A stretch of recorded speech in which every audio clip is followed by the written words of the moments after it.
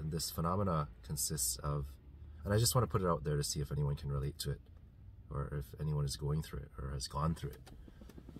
The phenomena consists of hearing people and having them talk to you, but they're not really talking to you, they're talking at you. And you can hear their words, or you can see their words when they come out of their mouths, but there's nothing behind the words. So there's no life behind the words, even though what they're saying is logically correct or makes logical sense. There's no life behind the words.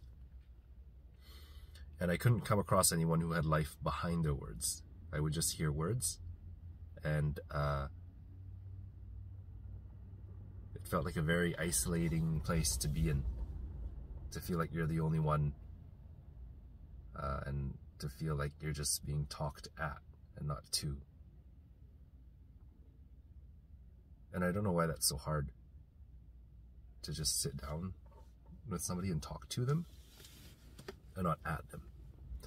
Because it started to feel like there was just a lot of chatter, just empty chatter for the sake of filling space. It's like eating Tim Hortons. Like you're just filling your stomach to shut it up, but there's no nutritional density or anything in it. And I started losing my mind, and I started feeling like, am I the only one here? Am I the only one amongst all these robots who are just repeating a script over and over again? And I can go ahead and throw this out there at them, and I already know exactly what they're going to say and how they're going to say it. And that lack of emotional responsiveness and receptivity was eating me on the inside, because there's a part of me that that craves to find diamonds.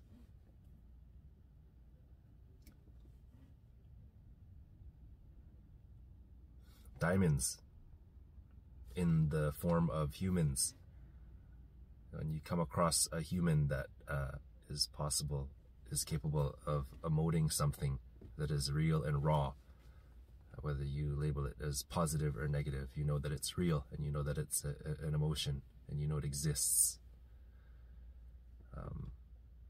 I was craving for it so much, and I couldn't come across anyone that could emote. They could talk at you, and they could explain all their interesting theories to you, or they could tell you hypothetically what was a funny joke, cue to laugh, ha ha ha ha ha ha. And I would do like a lot of this like fake laughing, because people were trying to be funny, and I didn't really find jokes funny, but I would just laugh out of a social cue, or agree with something out of a social cue, because nobody in my surroundings actually emoted something that was real. It was all just fake and scripted. So I craved to find diamonds. And I'm at a point in my life right now where I'm ready to enter back into a space that I existed in a few years ago, when I was doing some work at a shelter. And there was a part of me that put myself in a situation to deal with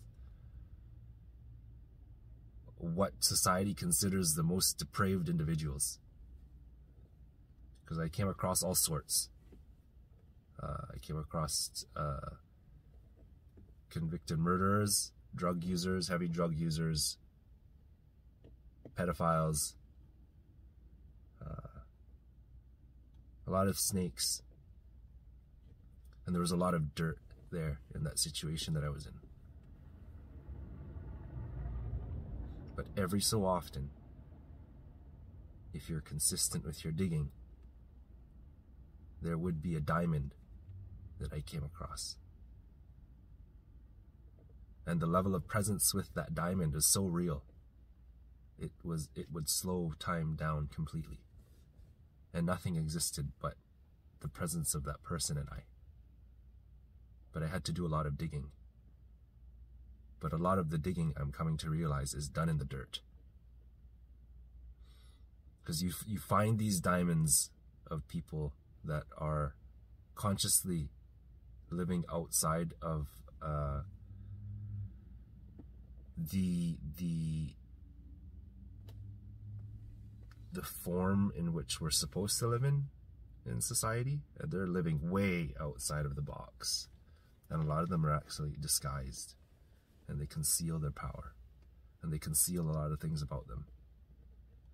But if you're lucky enough to get a very short, private, intimate moment with them, they start revealing all these gems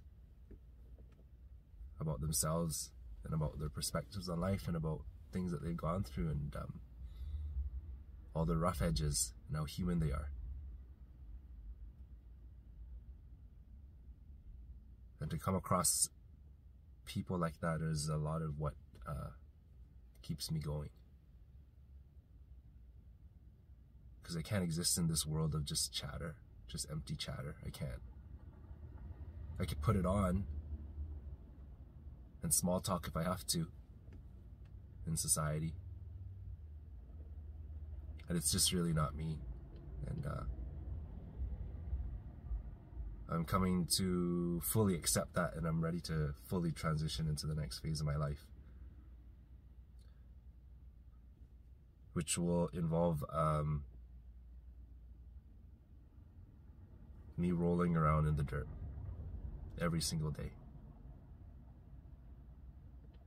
because there's something that I'm looking for. And I worked with a shrink. I worked with a shrink twice in my life. I worked with a shrink, and he was the same shrink. I worked with the shrink when I was 18, and I worked with the shrink just last year. And he really helped me with a lot of things. And mental health workers do a lot for society and for humanity. I remember I was explaining this concept to him, like just this need of wanting to find diamonds and not finding them anywhere, and having that like just eat me inside. Because I don't want to deal with like copies of people who are the same. There's nothing authentic about that. There's nothing original about that. There's nothing that's real about that. And he said, yeah, Lance, but how many diamonds do you need to know that there are? And I looked at him and I said, well, how much time do I have here on this earth? Because that's all I want to do.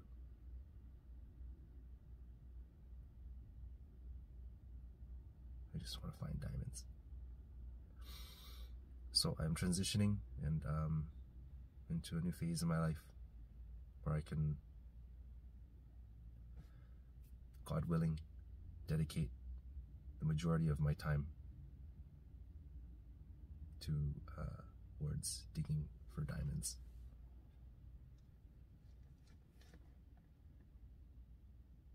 And then having like a little collection of them in my mind, a little memoir of them in my mind. Because I find them and then I don't hold on to them.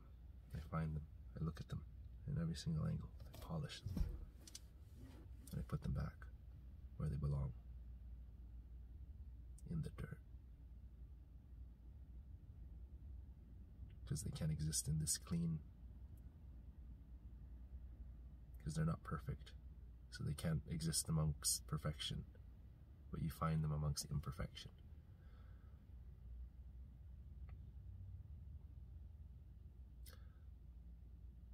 Here's to a new chapter in life. Thanks for letting me share that with you. Have a lovely day.